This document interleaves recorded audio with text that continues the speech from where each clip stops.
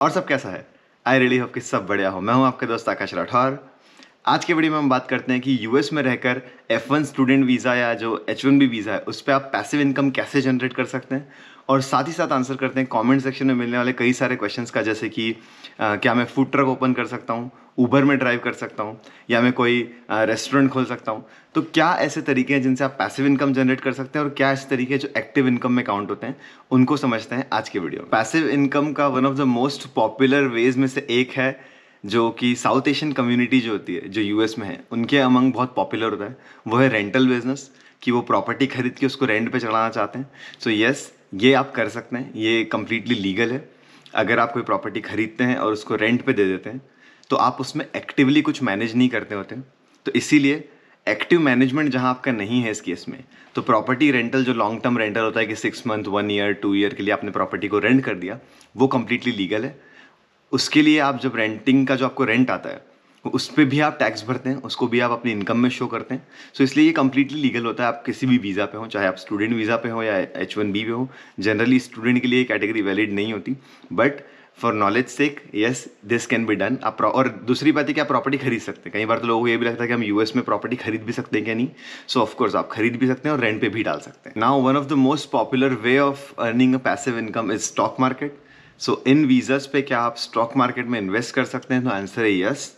आप यूएस के अंदर स्टॉक मार्केट में इन्वेस्ट कर सकते हैं। आप वेबुल, रॉबिनहुड, ये जो एप्लीकेशन हैं इनको भी यूज़ कर सकते हैं। डेली ट्रेडिंग भी अलाउड होती है H1B पे। कई बार लोगों को लगता है कि डेली ट्रेडिंग नहीं अलाउड है। So as long as you are doing it as an hobby तो वो अलाउड होता है। और इन्वेस्टमेंट तो डेफिनेटली अलाउड है। तो आप एप्पल का स्टॉक खरीदें, उसको रख के रखें, लॉन्ग टर्म इन्वेस्टमेंट में काउंट हो जाएगा। सो इन्वेस्टमेंट तो आप डेफिनेटली कर ही सकते हैं। इनफैक्ट अगर आप स्टूडेंट हैं H1B पे और इन्वेस्टमेंट नहीं कर रहे हैं तो मैं आपको एडवाइस करूंगा कि आप ज़रूर करें। लॉन्ग टर्म में आपको वो डेफिनेटली बेनिफिट देगा। सो 4 स्टॉक आपको फ्री मिल जाएंगे अगर आप विबुल की लिंक लेंगे, जो डिस्क्रिप्शन में मिलेगी मेरी रेफरल की। तो वो लिंक यूज़ करेंगे तो आपको 4 स्टॉक फ्री मिल जाएंगे और आप आज से स्टॉक मार्केट ट्रेडिंग भी स्टार्ट कर सकते हैं। तो स्टॉक मार्केट ट्रेडिंग अलाउड है। उसके लिए कैवियाट ये है कि आप बहुत ज़्यादा नहीं कर सकते, इन द सेंस कि 2-3 घंटा रोज़ अगर आप करेंगे तो वो एक्टिव ट्रेडिंग में काउंट हो जाता है। और फिर एक्टिव ट्रेडिंग जो है वो आपके वीज़ा को कहीं ना कहीं हैम्पर कर सकती है। सो थोड़ा सा उसकी जो लाइन है वो करेक्टली डिफाइंड नहीं है, बट हाँ, इन्वेस्टमेंट आप कर सकते हैं और बेसिक हॉबी ट्रेडिंग आप डेफिनेटली कर सकते हैं। स्टॉक ट्रेडिंग आप खुद के लिए कर रहे हैं जहाँ वहाँ तक इलीगल है। कई बार लोगों को लगता है कि मैं स्टॉक ट्रेडिंग किसी और के लिए कर दूँ, तो वो वहाँ पे आप इलीगैलिटी इश्यूज में फंस जाएंगे। वो इलीगल हो जाता है कि आप किसी से चार्ज नहीं कर सकते स्टॉक मार्केट के लिए। सो फॉर एग्जांपल आप एक व्हाट्सएप ग्रुप बनाएं, वहाँ पे आप एडवाइस डालें तो वो अलाउड है, बट आप उस व्हाट्सएप ग्रुप की एक फ़ी रख दें और लोगों से चार्ज करें उनको एक सही स्टॉक मार्केट या गाइडेंस का, तो वो अलाउड नहीं है। वो डेफिनेटली इलीगल हो जाता है। सो थोड़ा आप जब तक पर्सनल खुद के लिए कर रहे हैं, हॉबी कर रहे हैं, जैसा मैंने बोला, तो वो लीगल है और वो कंप्लीटली एडवाइजेबल है। नेक्स्ट वे है कि मैं एक बिजनेस ओपन कर सकता हूँ। सो पैसिव इनकम के लिए बिजनेस ओपन करना एक बहुत अच्छी स्ट्रैटेजी है यहाँ पे। द ओनली थिंग इज़ कि आप किसी भी बिजनेस को एक्टिवली मैनेज नहीं कर सकते। सो अगर आप कैफ़े में इंटरेस्टेड हैं कि एक कैफ़े खोलूँ, तो आप कैफ़े में इन्वेस्ट कर दें, पूरा कैफ़े को आप ओन करें एज एन इन्वेस्टर। बट आप उस कैफ़े में डेली काम नहीं कर सकते बिकॉज वो आपके वीज़ा के अगेंस्ट जाता है। तो आप बिजनेस ज़रूर खोल सकते हैं बट एज एन इन्वेस्टर। एक क्वेश्चन बहुत पॉपुलर है, वो ये कि क्या मैं यूट्यूब, टिकटॉक, फेसबुक, इंस्टाग्राम वगैरह से इनकम कमा सकता हूँ या उनसे मैं अर्निंग कर सकता हूँ सोशल मीडिया प्लेटफॉर्म्स के थ्रू? तो इसका आंसर सिंपल है। आप अगर H1B पे हैं या किसी और वीज़ा पे हैं जो कि ग्रीन कार्ड परमानेंट नहीं है, रेसिडेंसी यहाँ का, तो आप सोशल मीडिया से अर्निंग नहीं कर सकते। वीडियोस अपलोड करना लीगल है कम्प्लीटली, आप ज़रूर वीडियो अपलोड कर सकते हैं, बट उन वीडियोस के थ्रू आप अर्न नहीं कर सकते पैसा। सो वो इलीगल हो जाता है बिकॉज वहाँ पे आप एक्टिव अर्निंग कर रहे हैं किसी भी सोशल मीडिया के थ्रू। सोशल मीडिया प्लेटफॉर्म ज़रूर आपके वीडियोस पे अर्न कर सकता है कि यूट्यूब खुद उस पर एडवर्टीजमेंट दिखा के पैसा कमा रहा है, बट आप उस पर पैसा अर्न नहीं कर सकते। आपका सोशल सिक्योरिटी नंबर या टैक्स नंबर जो है वो इन्वॉल्व नहीं होना चाहिए किसी भी सोशल मीडिया में, इंस्टाग्राम हुआ या कहीं भी हुआ।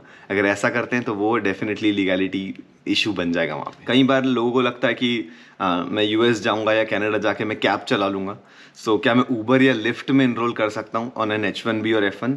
तो उसका आंसर भी सिंपल है, आप नहीं कर सकते। आप किसी भी कैब कंपनी के लिए ड्राइविंग नहीं कर सकते इन वीज़ास पे।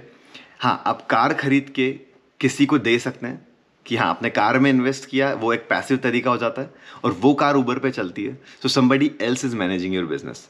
सेम काम जैसे कि आपने जो एक बिजनेस ओपन करने वाले पे किया है, वही लॉजिक सेम उबर या लिफ्ट पे भी एप्लीकेबल है कि आप किसी और के नाम पे या किसी और को वो कार दे देते हैं, वो अर्न कर रहे हैं उससे पैसा and you are just an investor, तो उसका बेनिफिट आपको मिल रहा है, वहां तक अलाउड है। पर आप खुद ड्राइवर बन के उबर या लिफ्ट में पैसा नहीं कमा सकते। रेंटिंग की हमने बात की तो इसी पे क्वेश्चन आता है कि एयरबीएनबी में मैं यूज़ कर सकता हूँ कि अपने घर को, या जैसे फॉर एग्जाम्पल मेरे पास घर है तो मैं एक कमरा यहाँ पे एयरबीएनबी पे दे देता हूँ, तो वो मैं कर सकता हूँ क्या? ये एक एक्टिव सोर्स ऑफ इनकम हो जाएगा, बिकॉज अगर मैं रेंट पे देता हूँ अपना रूम तो मुझे एक्टिवली उसको मैनेज करना है, एयरबीएनबी प्रोफाइल को अपनी, और क्लीनिंग एंड ऑल। सो ये कहीं ना कहीं एक एक्टिव इनकम में आ जाता है, पैसिव इनकम में नहीं आता, और इसलिए वो आपके H1B या L वीज़ा के जो कॉन्ट्रैक्ट है उसको वायलेट करता है।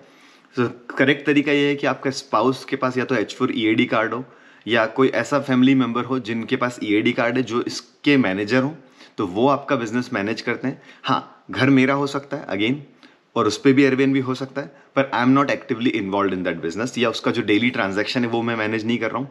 क्लीनिंग वगैरह का हसल पूरा जो है वो सब मैं नहीं करता legally on paper. So paper trail कहीं भी मेरे नाम पे नहीं है, तो एयरबीएनबी किया जा सकता है मेरे घर में, बट वीज़ा जो है या जो मेंबर है एक्टिव वो मैं नहीं हूँ वहाँ पे, तब वो किया जा सकता है। तो बॉटम लाइन ये है पूरे लॉजिक की कि किसी भी बिजनेस में आप एक्टिवली इन्वॉल्व नहीं हो सकते इन वीज़ास पे, चाहे वो H1B हो या L1 वीज़ा हो या फिर F1 हो।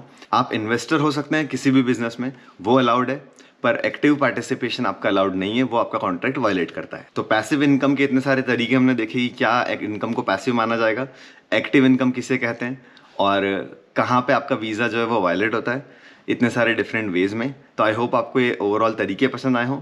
अगर कोई भी क्वेश्चन इससे रिलेटेड है तो कमेंट सेक्शन में ज़रूर पोस्ट करें, I will try and answer. और किसी भी तरीके का जो स्टेप है वो लेने के पहले आई वुड ऑलवेज एडवाइस कि आप इमिग्रेशन लॉयर को कंसिडर करें या इमिग्रेशन लॉयर से कंसल्ट करें, वो आपको एक डेफिनेटिव आंसर दे पाएंगे कुछ भी इनकम का तरीका आप अगर इन वीज़ास पे करना चाहते हैं यूएस में। तो आई होप आपको वीडियो पसंद आया हो। मिलते हैं अगले सैटरडे 8 बजे। Thank you so much for watching.